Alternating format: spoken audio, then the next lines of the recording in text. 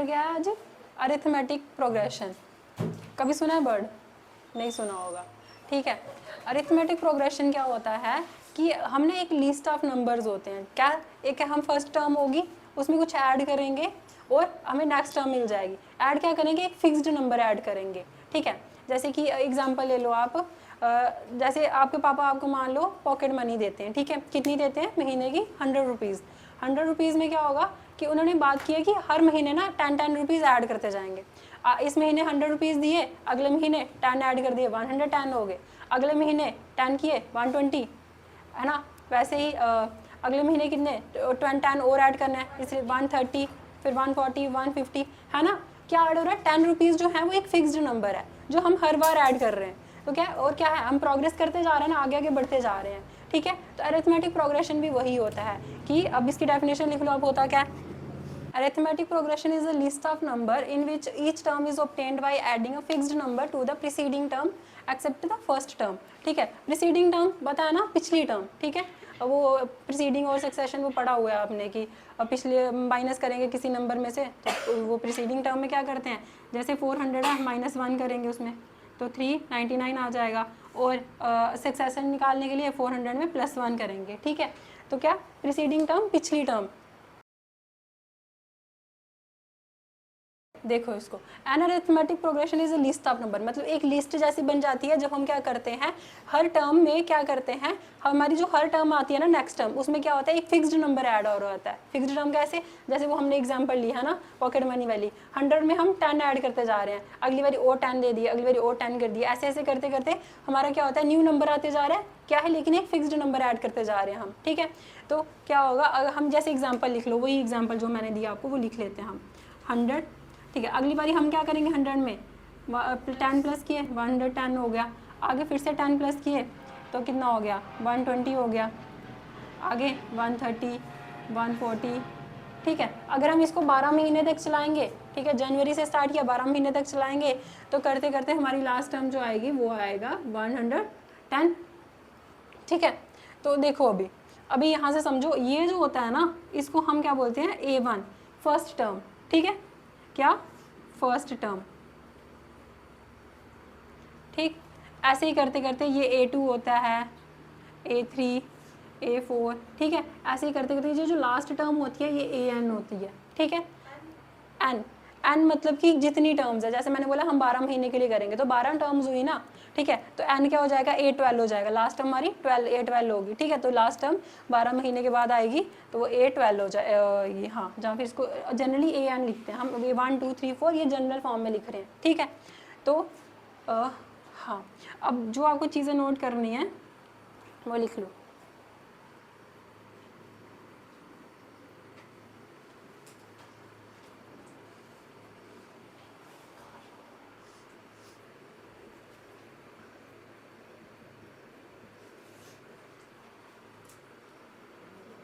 ठीक है, जो भी इस लिस्ट में जो भी नंबर है उनको हम टर्म मानेंगे, जैसे ये एक टर्म है, ये दूसरी टर्म, ये तीसरी टर्म, ये चौथी टर्म, ठीक है। इस तरीके से ऐसे करके हर नंबर को हम टर्म मानेंगे, टर्म बोलेंगे, ठीक।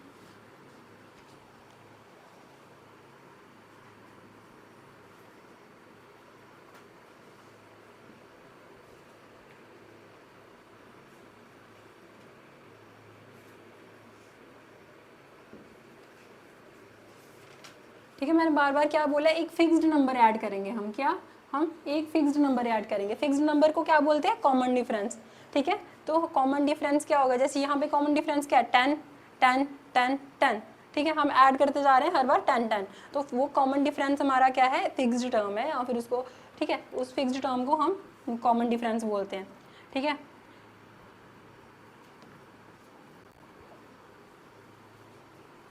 इसको हमने डी से पढ़ते हैं, ऐसे करके डिनोट करते हैं इसको स्मॉल डी से, ठीक है। और ये कॉमन डिफरेंस को, हाँ, जब भी कॉमन डिफरेंस लिखना होगा ऐसे ही करके डी लिखेंगे, और फर्स्ट टर्म को A1 और सेकंड टर्म को A2, ठीक है। ये हम ऐसे ही रिप्रेजेंट करेंगे इसको। इट कैन बी, ये पॉजिटिव हो सकता है, ये नेगेटिव हो सकता है, और ये ज़ीरो भी हो सकता है, ठीक है। अब देखते हैं कैसे पॉजिटिव नेगेटिव हो सकता है। जब हम यहाँ से आगे बढ़ते जा रहे हैं पॉजिटिव हो रहा है, ठीक है। वैसे ही हमारी अगर बात हुई है कि इस बार मैंने तेरे को 1000 रुपया दिया, अगली बार मैं उसमें से 100 रुपया काटते रहूँगा, हर महीने 100 रुपीज़ करते जाएंगे, तो क्या हो रहा है, नेगेटिव में जा रहा है ना। तो कॉमन डिफरेंस तो कुछ आ ही रहा है ना, ये कॉमन टर्म तो मिल ही रही है हमें, तो ये नेगेटिव भी हो सकता है और ये 0 भी हो सकता है अगर हम आगे बढ़े ही ना या फिर कुछ भी ऐड ना करें, ठीक है। जैसे इस बार भी 100 रुपीज़ दिए, अगले बार भी 100 दिए, अगले बार भी 100 दिए, है ना। तो कॉमन डिफरेंस क्या हो गया, 0, कुछ आ ही नहीं रहा है हमारा बीच में। हाँ, एक चीज़ और, इसको हम ना AP लिखते हैं, ठीक है। इसको आप AP लिखोगे, ठीक है। AP मतलब अरिथमेटिक प्रोग्रेशन, ठीक है। इसको शॉर्ट में AP लिखेंगे या फिर क्वेश्चंस में AP ही दिया होगा, ठीक है। AP क्या है हमारा इस बार, AP सीरीज दी है, यही 100 वाली मान लो, 100, 110, 120, 130, 140, 150, ठीक है, 150 तक मानो इसको आप। तो अब क्या होगा, अब जो हमारा ये है, क्या बोला हमने, इसको हम A1 मानेंगे, ये A2, A3, A4, A5 और ये A6 है। हमारा AN क्या है इस टाइम पे, 6, लास्ट टर्म N है ना, ठीक है। देखो हमें D निकालना है, D निकालने का फॉर्मूला क्या होगा, A2 माइनस A1, ठीक है। सेकंड टर्म में से फर्स्ट टर्म माइनस करेंगे, ठीक। देखो सेकंड टर्म क्या है हमारी, 110 माइनस 100 करो, कितना आया, 10 आया। अब अगली वाली टर्म निकालने के लिए कॉमन डिफरेंस 1-2 बार लेके देख लेना, ताकि सेम आया तो वो कॉमन डिफरेंस है, नहीं आएगा तो नहीं है। अब ये क्या है, 120 माइनस 110 इक्वल टू, फिर से 10 आ रहा है, तो मतलब दोनों केसेस में हमारा 10 आ रहा है, तो मतलब हमारा यही कॉमन डिफरेंस है, ठीक, समझ गए।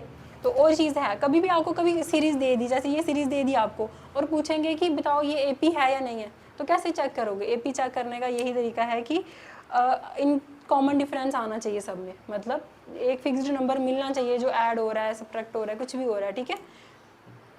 तो क्या है, AP चेक करने के लिए हम D निकालेंगे, सीरीज AP है या नहीं है, तो हम इस वो निकालेंगे, D निकालेंगे, ठीक। हाँ AP, और एक चीज़ और, जैसे इसने कल पूछा था कि मैम ये ख़त्म ही नहीं होगा क्या, मतलब जो हम वो 10 रुपीज़ वाला वो चल रहा है, क्या वो ख़त्म ही नहीं होगा, तो वही चीज़ है, उसके ऊपर ना इसको मिटा दो, ये उतार दिया ना, उठा लो। अच्छा, AP अब 2 तरीके के होते हैं, एक फाइनाइट AP और एक इनफाइनाइट, ठीक है।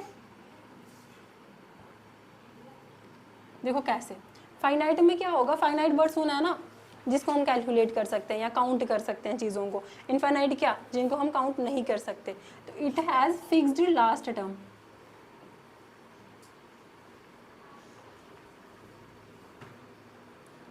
इसके पास क्या होगा, एक लास्ट टर्म फिक्स होगी। जैसे ये मैंने यहाँ पे 150 तक ही लिया है ना, तो ये इसकी लास्ट टर्म फिक्स है, हमें पता है कि लास्ट में अगर जाएंगे तो 150 ही होगा, है ना। सॉरी, इसकी लास्ट टर्म फिक्स्ड होती है, ठीक है।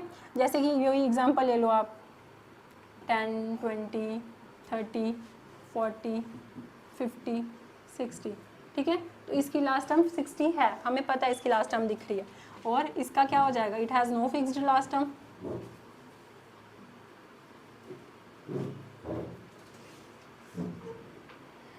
एग्जाम्पल ले लो, यही ले लेते हैं 10 वाली।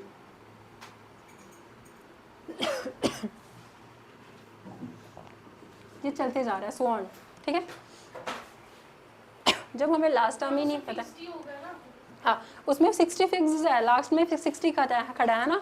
जैसे अब इतने सारे बच्चे बैठे, मैं बोलूँ लास्ट में कौन बैठा है, अगर लास्ट में कोई बैठा होगा तो मुझे दिख रहा होगा, बहुत सारे बच्चे होंगे मुझे दिख ही नहीं रहा होगा। तो इस तरीके से फाइनाइट में हमें लास्ट टर्म पता होती है और इनफाइनाइट में हमें लास्ट टर्म पता नहीं होती है, ठीक है। अब इसका जनरल nth टर्म निकालने के लिए फॉर्मूला आपको जो याद रखना है वो क्या है, एक तो D का formula, D equal to A2 minus A1, ठीक, D निकालने के लिए। और जो इम्पोर्टेंट चीज़ और वो है वो ये है, देखो हमने क्या बोला था, हमने बोला था अगर मुझे पहली टर्म निकालनी होगी, पहली टर्म कैसे आएगी, हमारा एक फॉर्मूला होता है, याद रखो इसको।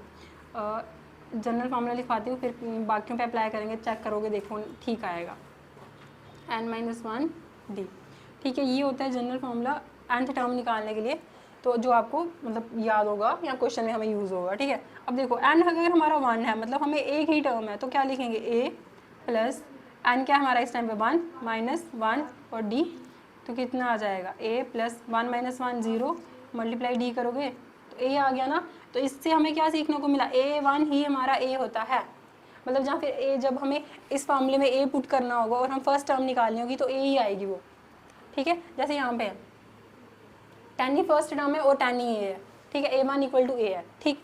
अब A2 के लिए करते हैं हम a प्लस एन, अब हमारा एन क्या है 2 है, 2 माइनस 1 डी करो, a प्लस 2 माइनस 1 कितना हो जाएगा 1 डी, इसको ऐसे करके लिख सकते हैं a प्लस डी, ठीक है। इतना सा याद रखना है बस, यहाँ पे अगर 2 है n तो यहाँ पे एक कम हो जाएगा, यहाँ पे 1 आ जाएगा। अब देखो अगले में पता चलेगा, a प्लस 3 है ना, 3 माइनस 1 डी क्या हो जाएगा a प्लस 2d। देखो यहाँ पे n 3 है, यहाँ पे 2d आ रहा है, ठीक। a तो फिक्स्ड ही रहेगा ना, a तो रहेगा ही रहेगा, पर यहाँ पे 3 था तो यहाँ पे 2d हो गया। वैसे ही 4 के लिए करोगे आप a प्लस 4 माइनस 1 और यहाँ पे d, तो हाँ हो जाएगा ना याद, ठीक है। एक पीछे बस, एक पीछे स्टेप चले जाना। ऐसे ही करते करते अगर हम n तक पहुँच जाएँ तो क्या आएगा हमारा A N equal to A plus N minus 1 D, है ना। आ गया ना, जो जनरल फॉर्मूला हमने अप्लाई किया था उसी तरीके से आपको ये याद रखना है nth टर्म के लिए। हाँ, ये किसके लिए, ये हमें nth टर्म निकालने के लिए। अगर हमें nth टर्म निकालनी होगी, उन्होंने बोला बताओ इसकी लास्ट टर्म क्या है, ठीक है, लगाएंगे फॉर्मूला तो निकल जाएगी लास्ट टर्म। अब एग्जाम्पल से समझो इसको, कैसे कैसे निकलेगी, ये 10 वाली एग्जाम्पल ही ले लो, ठीक है।